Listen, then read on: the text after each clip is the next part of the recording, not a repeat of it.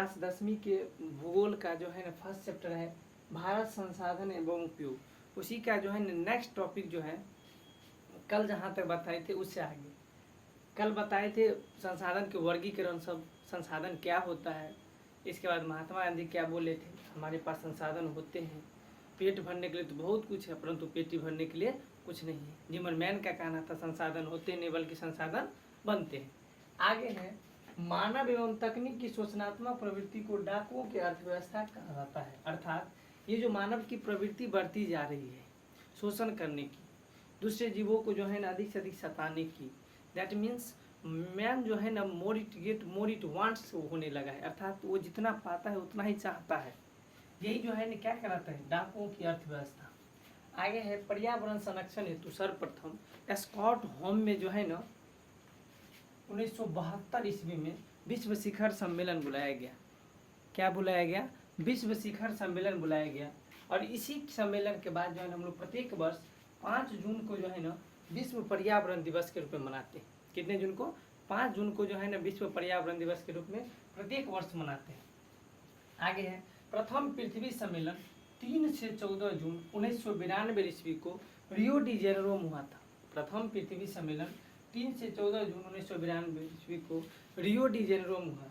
आगे है द्वितीय पृथ्वी सम्मेलन 23 से 27 जून 1997 ईस्वी को न्यूयॉर्क में हुआ। क्वेश्चन पूछा जाएगा द्वितीय पृथ्वी सम्मेलन कब हुआ, तो 23 से 27 जून 1997 न्यूयॉर्क में। आगे है तृतीय पृथ्वी सम्मेलन 26 अगस्त से 4 सितंबर 2002 ईस्वी को जोहान्सबर्ग में हुआ था। कहाँ हुआ था? जोहान्सबर्ग में। आगे है क्योटो सम्मेलन। क्योटो सम्मेलन आपको 1997 ईस्वी में हुआ था, पृथ्वी को ग्लोबल वार्मिंग से बचाने के लिए। ये ग्लोबल वार्मिंग इसीलिए इसको जो है ना क्योटो सम्मेलन को विश्व पर्यावरण सम्मेलन या ग्रीन हाउस सम्मेलन भी कहते हैं। ग्रीन हाउस प्रभाव है कि नहीं, जो पृथ्वी ग्रीन हाउस प्रभाव से ग्रसित होते हैं, इसी में जो है ना आपको 6 गैस को जो है ना ग्रीन हाउस प्रभाव के लिए जिम्मेदार तत्व ठहराया गया, जिसमें पहला है CO2, methane, N2O, HFC, perfluorocarbon, sulphur hexachloride. ये 6 गैस है जो ग्रीन हाउस प्रभाव के लिए जिम्मेदार कारक है, जिसमें सबसे खतरनाक होता है कार्बन डाइऑक्साइड CO2। तो अब हम लोग जो है ना अभ्यास का प्रश्न देखने की कोशिश करेंगे।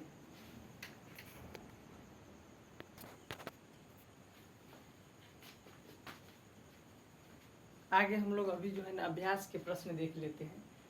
हमने पूरा चैप्टर को अच्छे से समझाने का प्रयत्न किए। आगे है अभ्यास में पहला है वस्तुनिष्ठ प्रश्न, है कि नहीं। वस्तुनिष्ठ प्रश्न 4 ऑप्शन वाला होता है। आपको बता दें बिहार बोर्ड में जो है ना 50% ऑब्जेक्टिव रहता है और 50% सब्जेक्टिव। तो सब्जेक्टिव के साथ साथ ऑब्जेक्टिव भी तैयारी करना अति आवश्यक होता है। अभ्यास के प्रश्न में हम लोग देखते हैं कोयला किस प्रकार का संसाधन है, फर्स्ट ऑब्जेक्टिव है। तो बताए थे अनवीकरणीय संसाधन होता है। सौर ऊर्जा निम्नलिखित में कौन सा संसाधन है, तो पुनः पूर्ति योग्य होता है, अर्थात ये नवीकरणीय होता है या पुनः चक्रीय होता है। अर्थात एक बार खत्म हो, मतलब हम लोग आज उपयोग करते फिर कल आ जाता है सुबह सुबह, और हमारे खिड़की दरवाजे को खटखटा रहा है कि मालिक साहब उठिए, है कि नहीं, सुबह हो गया। आगे तट रेखा से कितने किलोमीटर तक के क्षेत्र अपवर्जक आर्थिक क्षेत्र कहलाता है, तो 200 किलोमीटर तक का क्षेत्र जो है अपवर्जक आर्थिक क्षेत्र कहलाता था, हम बताए थे कल, है कि नहीं। आगे समुद्री क्षेत्र में कितने किलोमीटर तक का क्षेत्र में राष्ट्रीय संपदा निहित होती है, तो 19.2 किलोमीटर तक क्षेत्र जो है ना राष्ट्रीय संपदा होती है, अर्थात उस देश का जो है ना वह संपत्ति होता है। एक बच्चा कमेंट में कर रहा है कि सर जी एक क्वेश्चन आप छोड़ दिए हैं, एक क्वेश्चन छूट गया है। एक क्वेश्चन ये है कि डाकुओं की अर्थव्यवस्था का संबंध है, तो बताए थे कि प्राकृतिक जो संसाधन होता है उसका जो है ना माने अनियोजित ढंग से जो है ना विदोहन करने की, अनियोजित ढंग से जो है ना मतलब दोहन करता है आपको, उसको हम लोग क्या बोलते हैं, डाकू की अर्थव्यवस्था करते हैं, कोई लिमिट नहीं होता है। आगे हम लोग सब्जेक्टिव क्वेश्चन देखते हैं।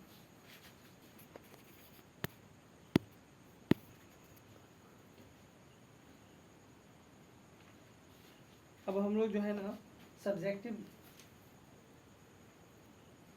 देखने की कोशिश करेंगे। सब्जेक्टिव देखिए, एक बच्चा कमेंट कर रहा है, ये मेरा अपना इंस्टीट्यूट का जो है ना बच्चा है कोचिंग का, वो कह रहा है कि सर जी एक शायरी बोलिए, तो चलिए बोल देते हैं। फूलों की दुकानें खोलो, खुशबुओं की भरमार करो। फूलों की दुकानें खोलो, खुशबुओं की भरमार करो। अगर इश्क करना गुनाह है तो इसे एक बार नहीं 100 बार करो। तो अब हम आगे देखते हैं अभ्यास के प्रश्न। अभ्यास के प्रश्न में जो है ना, पहला जो है ना सब्जेक्टिव क्वेश्चन था, संसाधन को परिभाषित कीजिए। क्या है? संसाधन को परिभाषित कीजिए। तो हम पहले बताए थे आप लोगों को कि मानवीय आवश्यकताओं को पूर्ति करने वाले हर एक वस्तु को संसाधन कहते हैं। मानवीय आवश्यकताओं को पूर्ति करने वाले हर एक वस्तु को क्या बोलते हैं? संसाधन बोलते हैं। जैसे हवा, जल, ये जितनी भी चीज़ है उसको हम लोग क्या बोलते हैं? संसाधन। आगे है संभाव्य एवं संचित को संसाधन में अंतर स्पष्ट कीजिए। तो देखिए, संभाव्य संसाधन का अर्थ होता है संभावनाएं, अनुमानित, अर्थात हो भी सकता है या नहीं भी हो सकता है। परंतु संचित कोष का अर्थ होता है प्राप्त संसाधनों का भविष्य के लिए कुछ बचाकर रखना।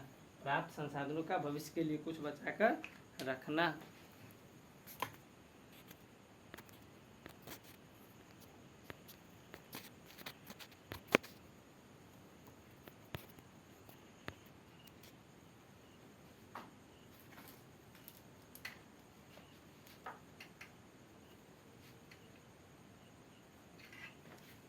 आगे हम लोग देखेंगे अगला सब्जेक्टिव क्वेश्चन। 3 नंबर क्वेश्चन है संसाधन संरक्षण की उपयोगिता को लिखिए। आंसर होगा संसाधन संरक्षण का अर्थ संसाधनों का नियोजित व विवेकपूर्ण ढंग से उपयोग करना। संसाधनों का नियोजित व विवेकपूर्ण ढंग से उपयोग करना क्या कहलाता है? संसाधन संरक्षण। इसको उपयोगिता जानवे कर तो अनेक क्षेत्रों में किया जाता है। आगे है संसाधन निर्माण में तकनीक की क्या भूमिका होती है?